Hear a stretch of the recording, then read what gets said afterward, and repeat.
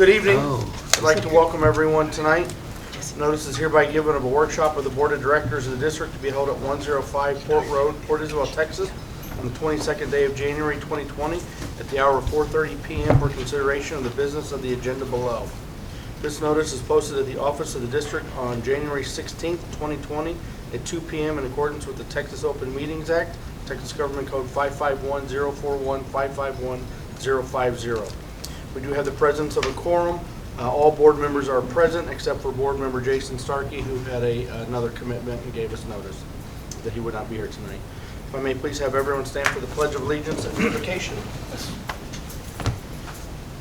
With allegiance to the flag of the United States of America, and to the republic for which it stands, one nation, under God, indivisible, with liberty and justice for all.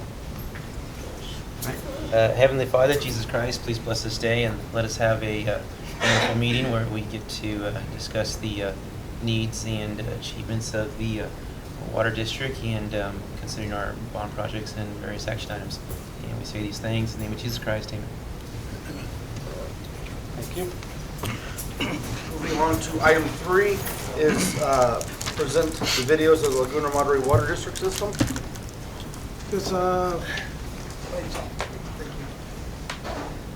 We're going to see a couple of videos. And,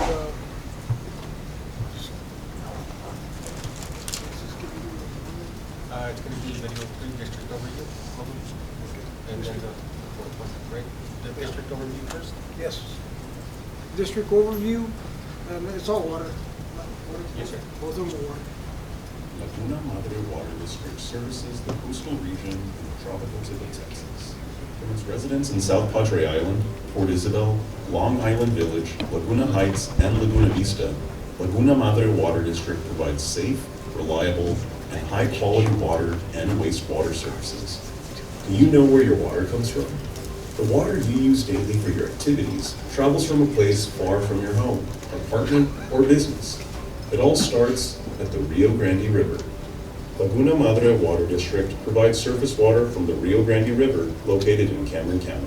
From the river pump station, Laguna Madre Water District pumps raw water to fill Reservoir 4, about 7.5 miles down through a 42-inch line. Reservoir 4 has a capacity of 198 million gallons, and the water plant can process 8 million gallons a day. That is 25 days of storage. Reservoir 4 then pumps, or gravity feeds the water down about 16 miles to Cuates Pump Station in Los Fresnos. Cuates is a concrete basin that holds 50,000 gallons. From Cuates, the raw water is then pumped 13 miles down to Reservoir 3, which is located at Water Treatment Plant Number 2. Water Plant Number 2 draws water from Reservoir 3 and also uses Reservoir 3 to fill Reservoir 1. Reservoir 3 has a capacity of 75 million gallons, and the water plant can process 8 million gallons a day. That is 9 days of storage. The Reservoir 3 raw water pump station is where the treatment process begins. Raw water is pumped and immediately injected with chlorine dioxide. The raw water is pumped into the rapid mix. From the rapid mix, the water is dispersed into 2 clarifiers. Each clarifier is rated to treat a capacity of 4 million gallons per day. In the clarifiers, the water goes through a coagulation, flocculation, and sedimentation process. During these processes, we reduce the number of particulates in the water to a level required to push through the microfiltration unit. The water is then sent to the transfer well pump station, which combines the water from both clarifiers and then pumps the water into the strainer. The strainers then further reduce the number of particles in the water by simply filtering the water and sending it to the microfiltration modules. The microfiltration system is rated at a treatment capacity of 8 million gallons per day. Each module consists of thousands of straw-like fibers that are used to filter the water even further. The capability of the microfiltration is to remove particles the size of less than 1 micron and to capture viruses like Cryptosporidium and Giardia.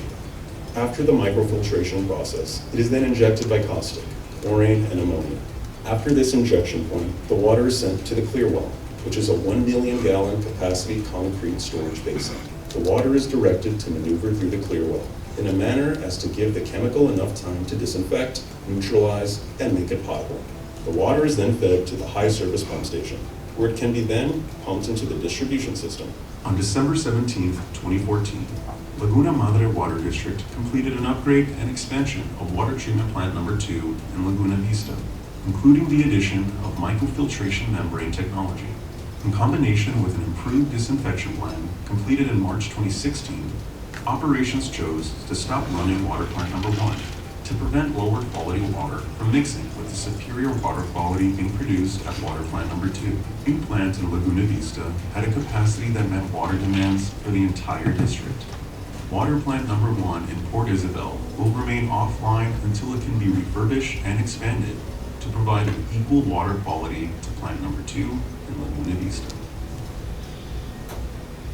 Laguna Madre Water District operates with the best equipped plants for wastewater treatment. Wastewater travels from the household through a gravity line that are connected to sewer lines usually located under streets. It proceeds to make its way to what is known as a lift station or pump station, a deep underground fiberglass encased well that has 2 submersible or above ground pumps. The raw sewage will eventually make its way to the wastewater treatment facility. Lift station operators, licensed wastewater treatment operators, monitor these lift stations on a daily basis. Located close to the Port Isabel wastewater treatment facility is lift station number 11. The lift station pumps all the raw sewage or wastewater to the Port Isabel wastewater treatment facility. This plant is one of the 4 wastewater treatment plants. At this particular facility, the raw sewage enters via a force main coming from lift station number 11, which makes its way up to what is called the headworks, a brand new addition which plays an important role in pre-screening, which eliminates any unwanted items or blockages where wastewater is supposed to flow freely. The headworks will help filter out all these unwanted inorganic items.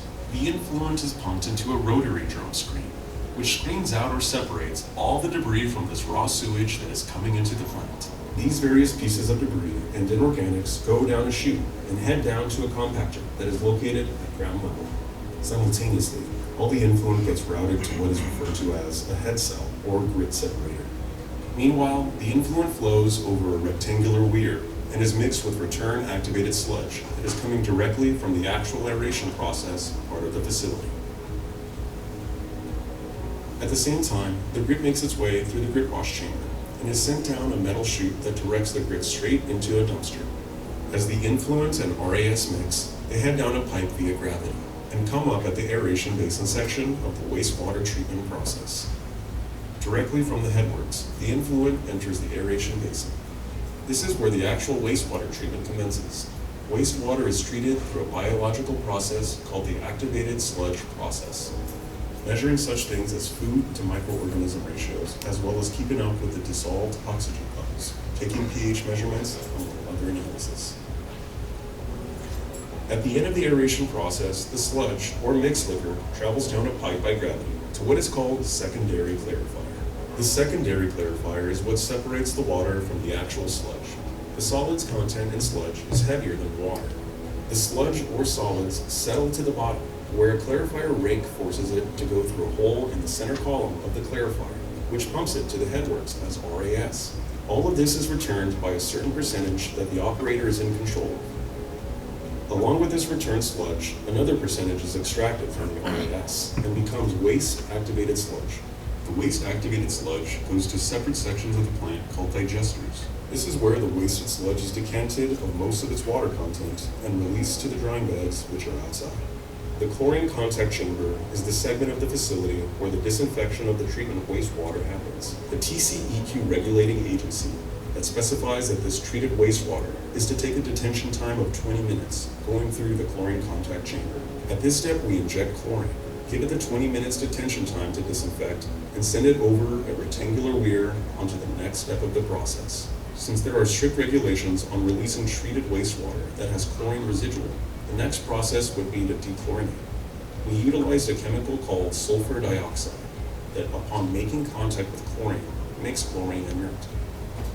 After dechlorination, the treated wastewater, known as effluent after it meets or exceeds state standards, can now be discharged into a bay, estuary, wetland, or any state waterway approved by TCEQ as receiving stream. Any effluent discharge into any state waterway must meet the state and federal requirements that licensed wastewater operators oversee every day. Laguna Madre Water District knows that it is important for you and your family to have the best product. We work every day to make sure our services satisfy all your needs and to bring reliable, safe, high-quality water and wastewater services. In Laguna Madre Water District, quality water is our business.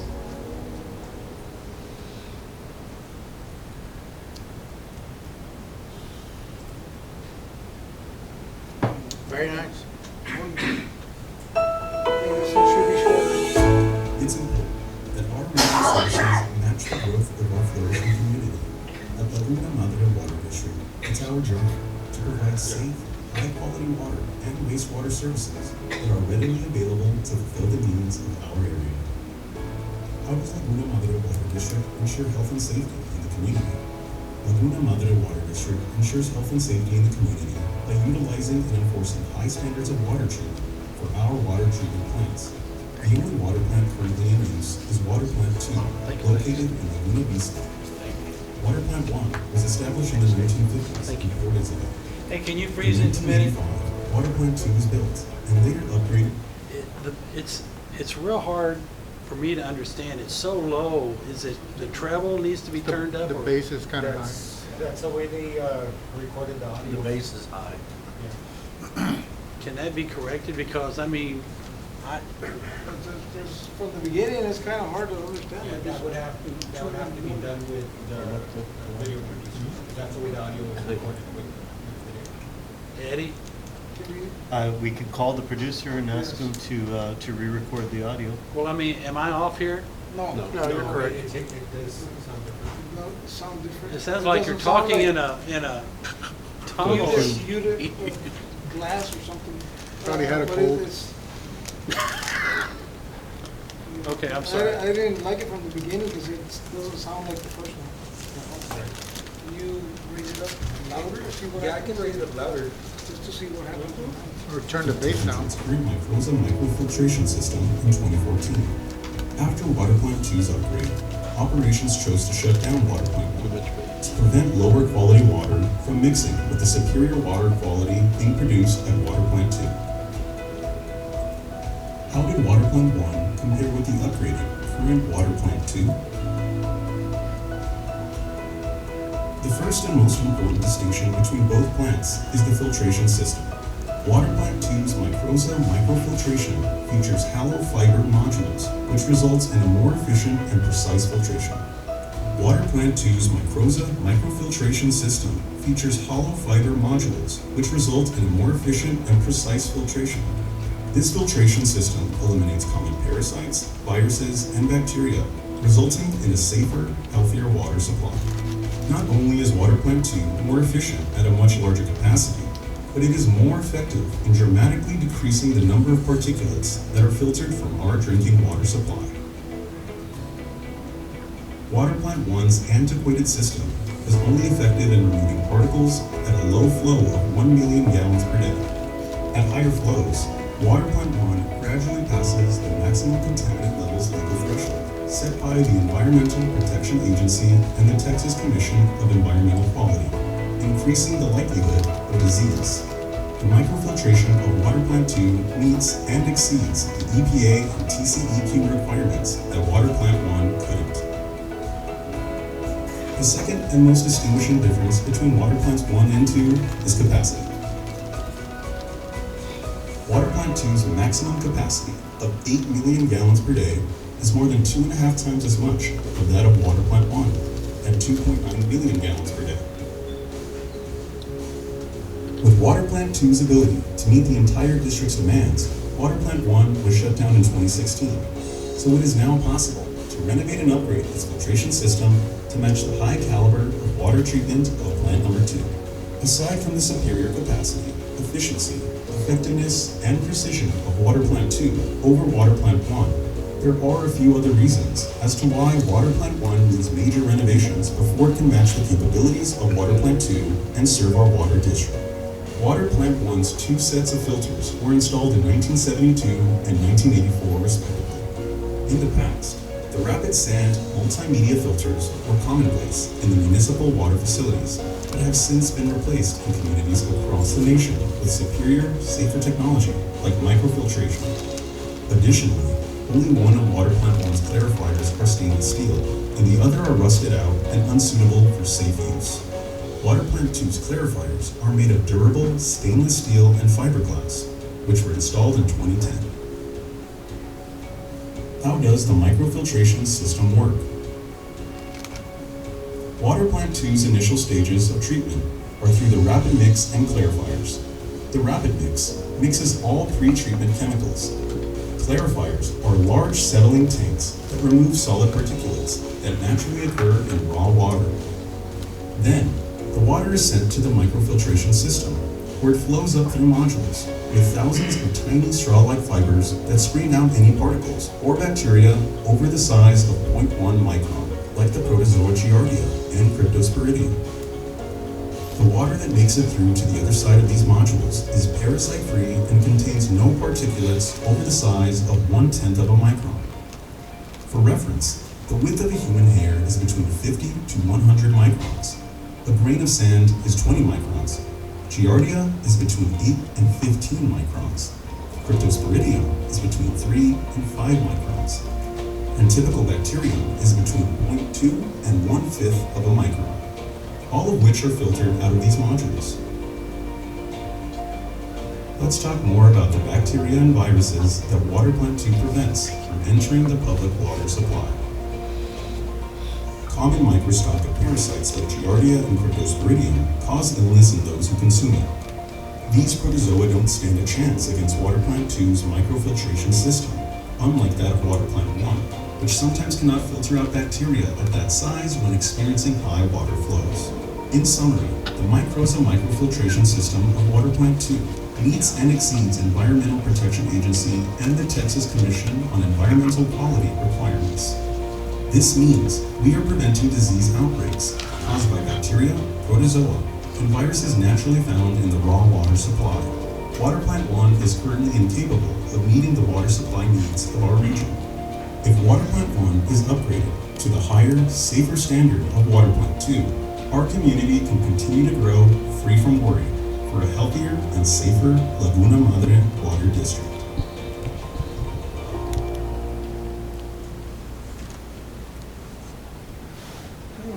Yeah, that's the only So issue. are those 3 different videos or 2? We saw 2 videos Just right 2 now. videos. Two videos, on but the- they display different messages to me. Do we have, Yes, the 3 first more? one was an overview of Correct. both the water treatment and the wastewater treatment process. That was my interpretation. Now, when you make a presentation on this bond issue, which videos are you going to show? we're waiting for one for Friday to come in? And that's the one that I would like to have, is pertaining to water. It's like a 3-minute video which says 1 minute on the water treatment plant, number 1. 1 minute on the water towers, and then 1 minute on the water line installations. Those are the 3 main points that I like to show. And I just we seen the video once, we send it back for, what do we do in that one, Eddie? Yes, that one is. Touch up on it? Yeah, he's putting together the video. We sent him the script, and he needs to record that with the audio right now. So it's still in production. Or tell him to change that treble Yeah. setting or whatever he has to do, because you spend too much time making yourself listen. Yeah, Okay, I'll have him re-record that audio. it's off. I like that from the beginning. comparison between the plant number 2 and plant number, I like that because it really defines the. Yeah, for the difference. presentation on Friday morning, I think that's the only one that we're going to show is the comparison video, which was the second one that we reviewed right now. I like the little bugs. Yeah. Yeah, that's a good graph. This- Very dramatic, you- right? You want, you want this in your water or not? They're all good. All right. I think the next is the summary report. Do you want to keep moving on with that? All right. Good afternoon. I'm Charles Gocherka with Freese & Nichols Engineering. Appreciate y'all having us here this evening. As far as the presentation of the summary report, we don't have much to add based on we've had a lot of interactions over the last few weeks, and nothing has really changed as far as the main report that y'all had received previously, minus that we did add the additional valves that increased the cost slightly to the overall bond program. Really what we're kind of looking for from tonight is to gather any final comments that y'all have on the bond program so we can finalize that bond report and issue that to y'all so y'all can take a final vote on it. On the presentation that we went through, I guess not last week, but 2 weeks ago, we did collect all the comments that the board made. We implemented those comments into the presentation, and we gave it this morning at Long Island Village, and I think it was well received. Mr. Houston, you got to see the presentation. Did you have any comments from this morning? The only comment I have, and I told Jackie, is that when you talked about the differences between the sand filtration and the microfiltration, and that the sand filtration would give you pool quality water, and the microfiltration was a whole lot better. I think if you had a slide in there showing the bugs, the microfiltration will keep this out, this out, this out. Not so much the sizes of the hairs and stuff like that. Right. But visually show the people what extra they can get out of the water by using the microfiltration. Okay. Okay. We'll see if we can't create a slide that clearly portrays that difference. Okay. But besides that, I thought it was good. Okay. Excellent. Based on everything, do y'all have any questions for us or anything that we can do better or improve on from what we're providing at this point? Or Charles or Carlos, is there anything that, I think the next step is to finalize the report. Just that. I think we're in a good spot. What kind of increase are we looking at for the valve replacement? I think it increased around 400,000. Jackie, do you know the exact number? Okay. A little bit less than that. A little less than that. Right. We had a little outage yesterday on the island. No one knew about it. You did have a question about timetable. Mhm. So you might want to produce a Yep. slide that Yes, sir. Yeah, Jackie and I actually talked about that afterwards, that, after the slide where we talked about the cost, kind of indicate the schedule both for the bond program, the voting, but when these projects would actually be implemented. We thought that would be helpful. So yes, sir, that we were on our mind too. How well attended was it? How many people were in there? probably 50 or Anybody? 60 people there. 60? And there was no apparent reservations as far as a price or anything. No, I thought it was well received, and I think you coming up afterwards and talking about it and kind of selling things that we can't say, but exactly what we talked about in the committee meetings of what y'all can say. I thought that was extremely helpful, and then even some of their board members were very positive, in promoting it. So I thought it was a great meeting this morning. They were ready to vote. Yeah, They were. just handed out ballots. Yeah. Be done. Early votes. I think it turned out very well this morning, so very positive with all the board members there. Because they made sure that they were ready to move forward on it. What was with it. That's great. From our standpoint, the next step would be if there are no comments, then we'll go ahead and finalize all the reports and get those sealed, and so we can issue those to y'all for final approval. And then I think, Eddie, I don't know if you're going to be coming up later, but I think you were still working with your bond person to finalize the cost. Yes, the financial advisor to find out how much of an impact that additional valve cost is going to have on the tax rate. I don't anticipate that it'll be much more than $1 or $2 per $100,000 of value. We just learned tonight that Parkhill, Parkhill won't be here this evening for their presentation, so. But they will be here on the 5th. And Eddie, it is a 30-year bond, not a 20? That's right. That's right. God, that's long. Yeah, yeah. I think when I ran the numbers for a 20-year, when I ran the numbers for a 20-year, it was going to be around 12 cents per $100 of value. Well, But these are right now, large capital improvement it was about projects. 8.6 is what we were looking at. Is it realistic to expect 30 years out of these projects?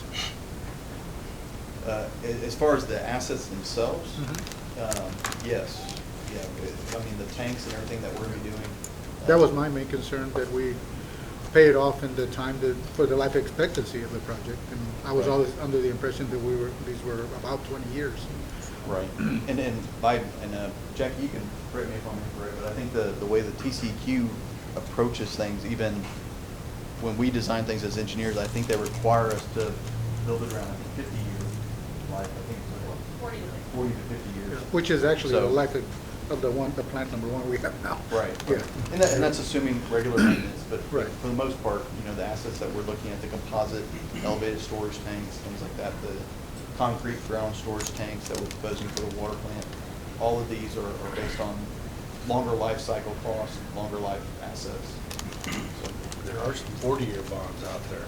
Oh, yeah, there's 100-year ones. No, depends on the type So of all Let that me is ask a still- question for our finance guy. Yes.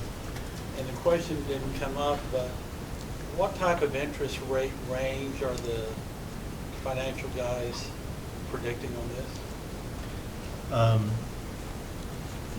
Yeah, the last update that they gave us was back in November, and it was about, I think their assumptions were around 3.3%.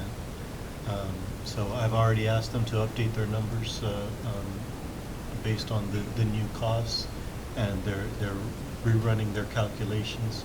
So I'm not sure what interest rate that they're going to use Well, for you their might be assumptions. prepared to give a range, because I can see that question being asked.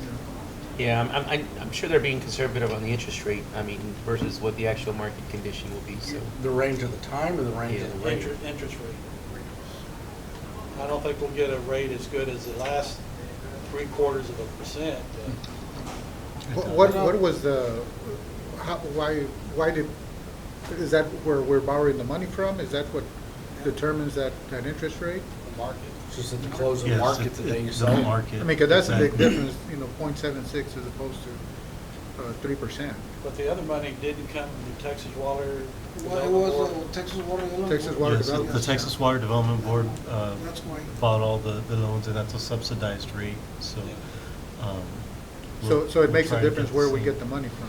Correct. Yeah, it's getting the full federal eligibility for the lowest or the biggest discount below the market So, rate. yeah, that's the difference with the last one is we got full federal subsidizing that we can get, so that's what helps us. So there's additional record keeping and such that's involved with that, and that's the first time we've had a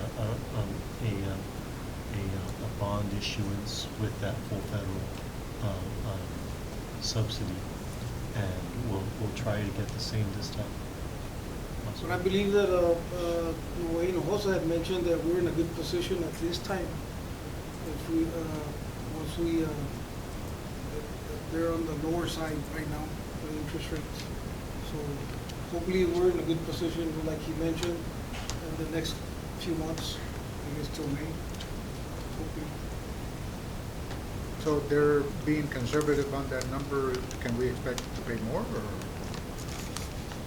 or less For the interest? for the interest? Yeah, that's really. He's being conservative with his estimates of the interest rates. So it's possible. It's also possible it could be a lot lower. I mean, we don't know. It's a moving target. It's a moving target, yes. And the markets change on a daily basis. Do you know what target rate they used when they put together the cost? Yes, it was a 3.3, well, 3.34 was the rate.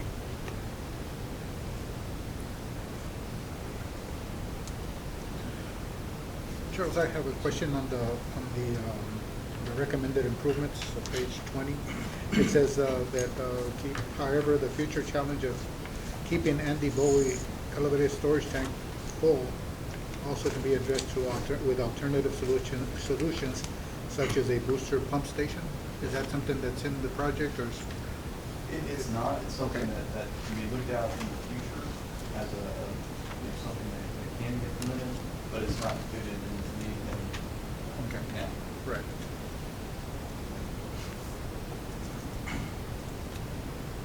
And this line installation, I think, is gonna take a while, because my understanding is they're gonna go out to, or they're gonna ask the public for input on the design phase of the project for the street improvement.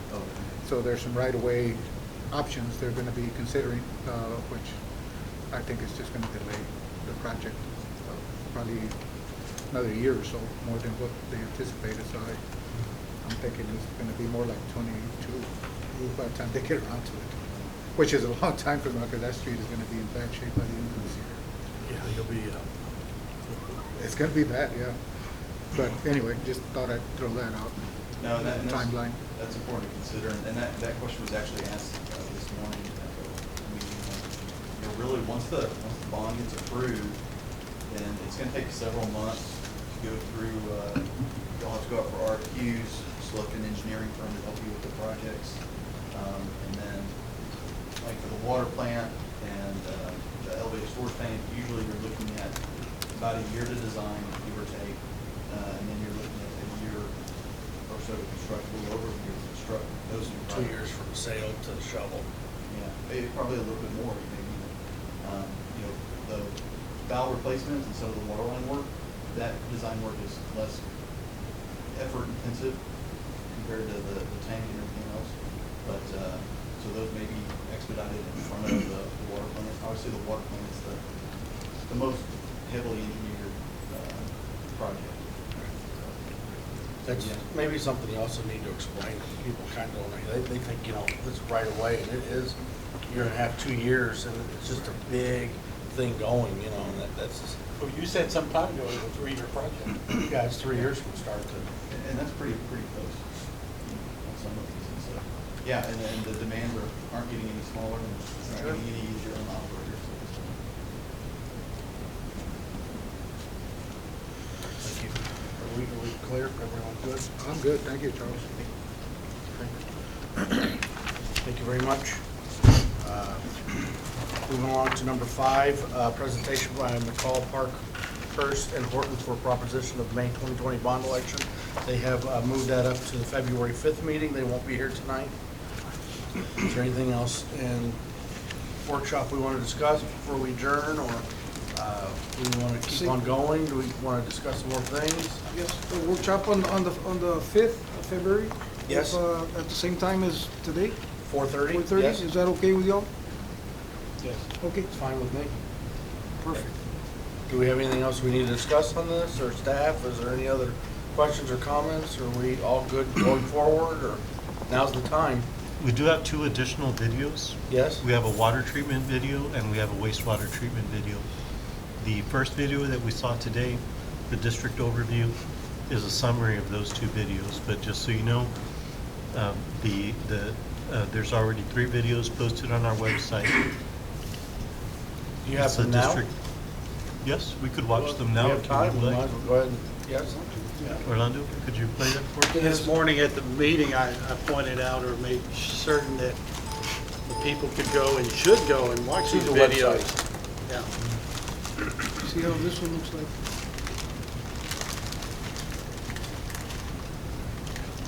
Laguna Madre Water District services the coastal region in the tropical tip of Texas. From its residents in South Padre Island, Port Isabel, Long Island Village, Laguna Heights, and Laguna Vista, Laguna Madre Water District provides safe, reliable, and high-quality water and wastewater services. Do you know where your water comes from? The water you use daily for your activities travels from a place far from your home, apartment, or business. It all starts at the Rio Grande River. Laguna Madre Water District provides surface water from the Rio Grande River located in Cameron County. From the river pump station, Laguna Madre Water District pumps raw water to fill Reservoir 4. about 7.5 miles down through a 42-inch line. Reservoir 4 has a capacity of 198 million gallons, and the water plant can process 8 million gallons a day. That is 25 days of storage.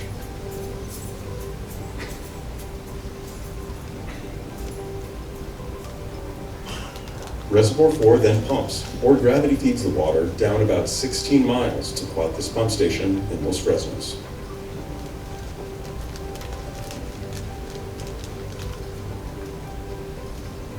Cuauhté's is a concrete basin that holds 50,000 gallons. From Cuauhté's, the raw water is then pumped 13 miles down to Reservoir 3, which is located at Water Treatment Plant Number 2.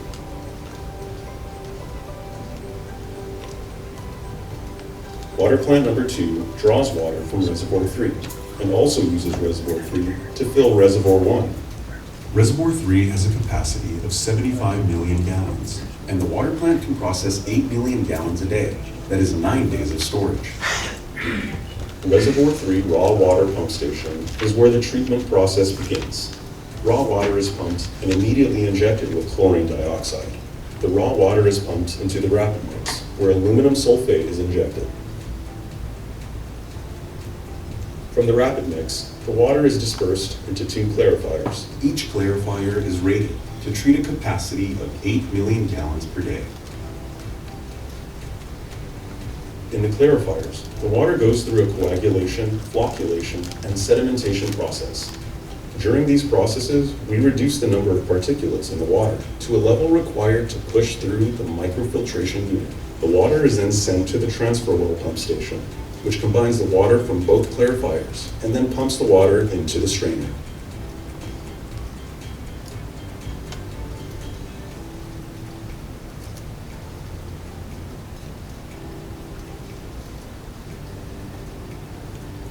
The strainers then further reduce the number of particles in the water by simply filtering the water and sending it to the microfiltration modules. The microfiltration system is rated at a treatment capacity of 8 million gallons per day. Each module consists of thousands of straw-like fibers that are used to filter the water even further. The capability of the microfiltration is to remove particles the size of less than 1 micron and to capture viruses like Cryptosporidium and Giardia. After the microfiltration process, it is then injected by caustic, chlorine, and ammonia. The particles in the water are accounted for as turbidity units. The current water being processed through the MF modules is measured at 0.01 units. The maximum contaminant level required by the Texas Commission on Environmental Quality is 0.3 unit. After this injection point, the water is sent to the clear well, which is a 1 million gallon capacity concrete storage basin. The water is directed to maneuver through the clear well in a manner as to give the chemical enough time to disinfect, neutralize, and make it potable. Lab tests are run accordingly to verify each step of treatment is performed properly and confirm the safety of the water. Because of this, the water is potable immediately after it comes out of the clear well. This makes the water plant number 2 its first customer. The water is then fed to the high service pump station, where it can be then pumped into the distribution system.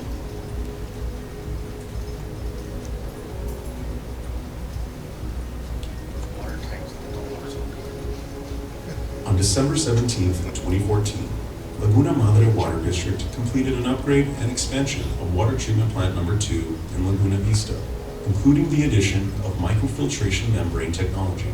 In combination with an improved disinfection plan completed in March 2016, operations chose to stop running water plant number 1 to prevent lower quality water from mixing with the superior water quality being produced at water plant number 2. The new plant in Laguna Vista had a capacity that met water demands for the entire district. Water plant number 1 in Port Isabel will remain offline until it can be refurbished and expanded to provide an equal water quality to plant number 2 in Laguna Vista.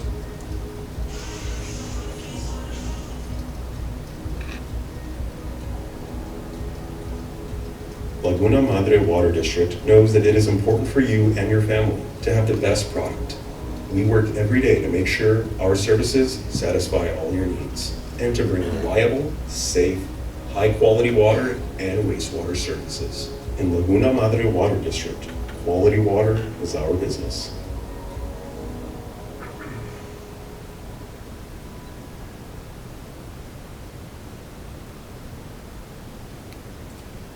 that treble bass mix was a whole lot better in this one.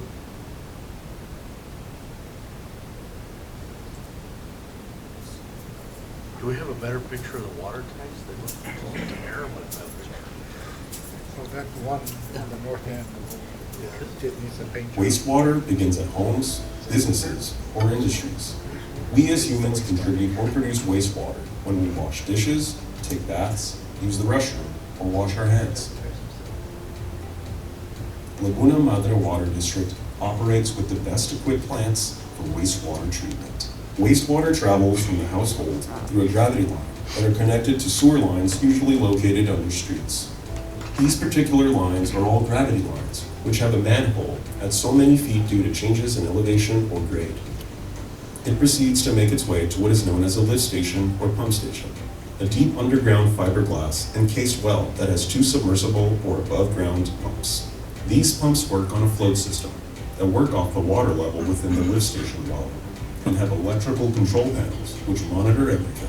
The raw sewage will eventually make its way to the wastewater treatment facility. Lift station operators, licensed wastewater treatment operators, monitor these lift stations on a daily basis. They perform the upkeep on the structures, fences, pumps, and electrical panels. They also observe the physical deterioration of these pumps and replace pumps accordingly. Located close to the Port Isabel Wastewater Treatment Facility is lift station number 11. The lift station pumps all the raw sewage or wastewater to the Port Isabel Wastewater Treatment Facility. This plant is one of the 4 wastewater treatment plants. At this particular facility, the raw sewage enters via a force main coming from lift station number 11, which makes its way up to what is called the headworks, a brand new addition which plays an important role in pre-screening, which eliminates any unwanted items or blockages where wastewater is supposed to flow freely. Each wastewater treatment plant is designed according to the population. It serves a max capacity of 5.85 million gallons per day. The headworks will help filter out all these unwanted inorganic items. These can consist of anything from debris, rags, or even hygiene products. The influent is pumped into a rotary drum screen, which screens out or separates all the debris from this raw sewage that is coming into the plant. These various pieces of debris and inorganics go down a chute and head down to a compactor that is located at ground level. Simultaneously, all the influent gets routed to what is referred to as a head cell or grit separator.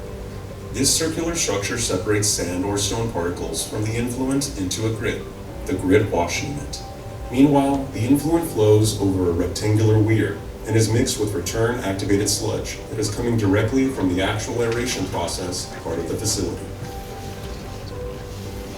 At the same time, the grit makes its way through the grit wash chamber and is sent down a metal chute that directs the grit straight into a dumpster. As the influent and RAS mix, they head down a pipe via gravity and come up at the aeration basin section of the wastewater treatment process. Directly from the headworks, the influent enters the aeration basin. This is where the actual wastewater treatment commences. Wastewater is treated through a biological process called the activated sludge process. Basically, microorganisms are used to break down the fecal matter, hence the word activated.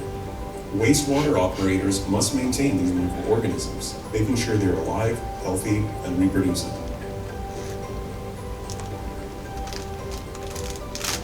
Measuring such things as food to microorganism ratios, as well as keeping up with the dissolved oxygen levels, taking pH measurements, among other analysis. At the end of the aeration process, the sludge, or mixed liquor, travels down a pipe by gravity to what is called secondary clarifier. The secondary clarifier is what separates the water from the actual sludge. The solid's content in sludge is heavier than water. Therefore, in a clarifier, gravity will take its course and pull the sludge, which is heavier, to the bottom. The water, or supernatant, will remain up top and flow through a series of V-notch weirs, which take the supernatant on the next process.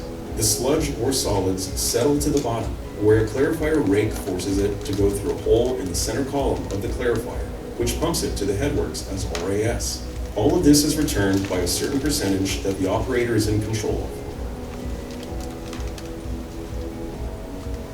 Along with this returned sludge, another percentage is extracted from the RAS and becomes waste-activated sludge. The waste-activated sludge goes to separate sections of the plant called digesters. This is where the wasted sludge is decanted of most of its water content and released to the drying beds, which are outside. The drying beds basically work off the sun, which dries the sludge at the top and is later hand shoveled into the container and heads to the landfill. The remaining water drains down the filter part of the drying bed and is returned to the whole system and process. The chlorine contact chamber is the segment of the facility where the disinfection of the treatment of wastewater happens. The TCEQ regulating agency that specifies that this treated wastewater is to take a detention time of 20 minutes going through the chlorine contact chamber. At this step, we inject chlorine, give it the 20 minutes detention time to disinfect, and send it over a rectangular weir onto the next step of the process. Since there are strict regulations on releasing treated wastewater that has chlorine residual, the next process would be to dechlorinate. We utilized a chemical called sulfur dioxide that, upon making contact with chlorine, makes chlorine inert. After dechlorination, the treated wastewater, known as effluent after it meets or exceeds state standards, can now be discharged into a bay, estuary, wetland, or any state waterway approved by TCEQ as receiving stream. Any effluent discharge into any state waterway must meet the state and federal requirements that licensed wastewater operators oversee every day. Laguna Madre Water District knows that it is important for you and your family to have the best product. We work every day to make sure our services satisfy all your needs and to bring reliable, safe, high-quality water and wastewater services. In Laguna Madre Water District, quality water is our business.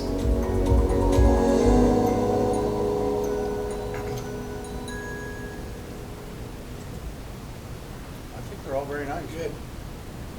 Very informative. They did a good job. Thank you. My comment.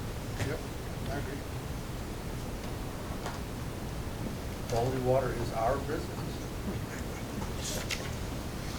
Any other comments, questions? I guess we'll go ahead and adjourn this workshop meeting at 5:20, and we'll resume the, I don't need, do we need a motion or not? Yes. Motion to adjourn at 5:20 made by Mr. Avalos, seconded by Dr. Lalonde. Are all those in favor? They are. Meeting is adjourned at 5:20. We'll resume the regular meeting at 5:30 p.m.